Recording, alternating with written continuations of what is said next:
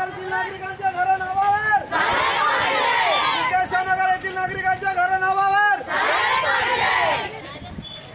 सिद्धेश्वर नगर येथील नागरिकांच्या घर नावावर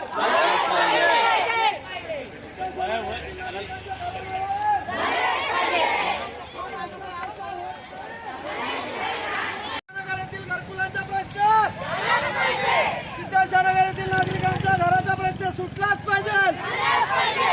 सिद्धेश्वर नगर येथील नागरिकांच्या घर जागा नावावर झालीच पाहिजे। अरे जरा आवाज आहे, इतक्या संख्येने इस्लामखाली आवाज नाही देते। इथंच बोलवा बाबा, इथंच बोलवा। ताई तुम आगे बोलो, अरे माला ताई तुम आगे बोलो,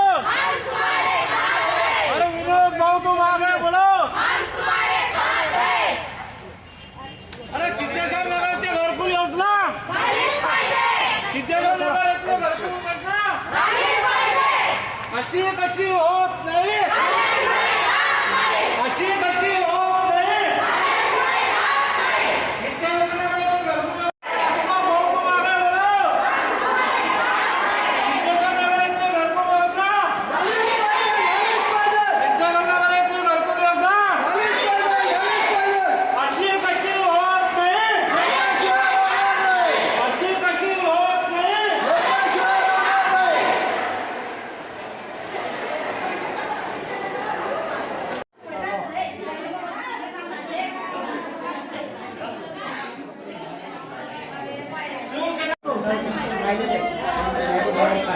मला सांगा,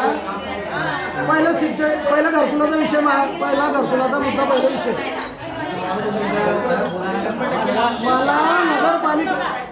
मला नगरपालिकेने 9 लाख रुपये जे भरायचे फ्री करा का भरा मला काही माहिती नाही।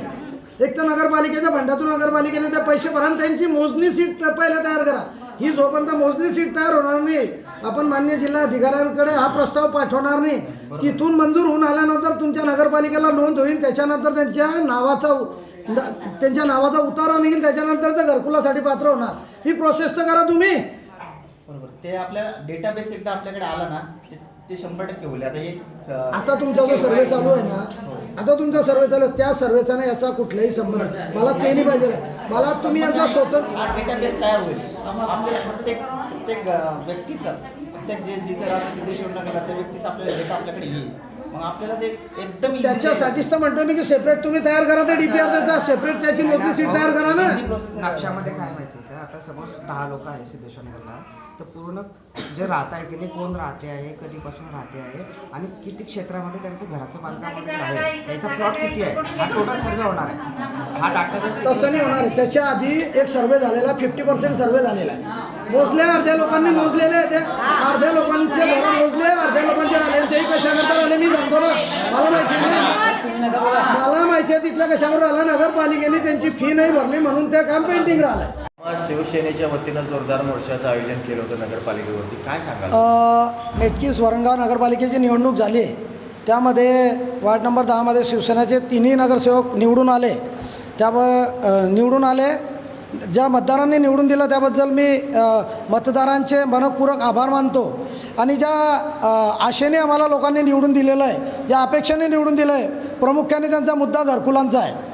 घरकुलांसाठी अनेक वर्षापासून ते आस लावून बसले, किंवा ते काही लोक 30-30, 40-40 वर्ष आले त्या सिद्धेश्वर नगरला राहता, पण त्यांना अद्याप घरकुलाचा लाभ मिळाला नाही। माझी एकच मागणी आहे, सर्वात पहिली मागणी आमची तीच आहे किंवा तिथलं जे अतिक्रमण आहे ते रेग्युलाइज करून तिची मोजणी सीट तयार करून मान्य जिल्हा अधिकारी साहेबांकडे तो प्रस्ताव पाठवा आणि त्यानंतर ती जागा त्यांच्या नावावर करा। ते पंतप्रधान आवास योजना असेल, रमाई घरकुल असेल, त्या योजनेसाठी पात्र होतील। मी मुख्य अधिकारी साहेबांना एक पत्र दिलं आहे आता की त्यांच्या तो घरकुलांचा जो प्रश्न आहे, तात्काळ जर तुम्ही 1 महिन्याच्या आत मार्गी नाही लावला तर मी नगरपालिकेच्या समोर माझी पत्नी आमरण उपोषण करेल आणि त्यानंतर होणारे जे परिणाम असतील त्याला तुम्ही जबाबदार आहात। आणखी काही मागण्या होत्या ज्या माझ्या वामन गुरुजीनगरमधली पाण्याची टाकी आहे, जालंधर नगरमधले रस्ते गटारी आहे, त्यानंतर लुंबिनी नगरमधले रस्ते गटारी आहे, साईनगरमधले रस्ते गटारी आहे, सिद्धेश्वर नगरमधले रस्ते गटारी आहे, सम्राटनगरमधले रस्ते गटारी आहे। ह्या ज्या नगरपालिकेच्या माध्यमातून ज्या मूलभूत सुविधा आहे त्याच्यासाठी आम्ही नगरपालिकेच्या कार्यालयावरती एक मोठा मोर्चा काढला होता। आम्हाला विश्वास आहे की पहिला मोर्चा काढलेला आहे आणि आम्हाला ह्या मोर्चाचं नियोजन म्हणजे मुख्य जे लोक आहे नागरिक आहे त्यांचे मूलभूत सुविधा झाल्या पाहिजे एवढीच विनंती आहे फक्त. जर नगरपालिकेने आमच्या मागण्याकडे दुर्लक्ष केलं तर त्यानंतर यापेक्षा जास्त मोठा मोर्चा काढणं येईल आणि त्यानंतर होणाऱ्या परिणामात सर्वस्वी नगरपालिका जबाबदार राहील अशी मी मुख्य अधिकारी व आमचे अध्यक्ष साहेब सुनीलजी गाडे साहेब यांनासुद्धा विनंती केली आहे आणि सिद्धेश्वर नगर येथील सर्व जे नागरिक आहे त्यांना पाण्याचे नळ कनेक्शन तात्काळ देण्यात यावं ही सुद्धा विनंती केलेली आहे.